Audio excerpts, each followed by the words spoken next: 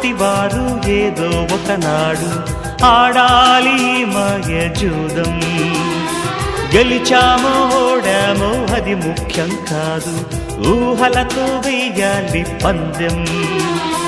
వరమేదో పొందామనుకున్నవారు పోయింది పోల్చలేరు, పోగొట్టుకున్నామనుకున్నవారు పొందింది చూడలేరు. విధి ఆడిన దొంగాటలు ఫలితాలు తేల్చేదెవరు?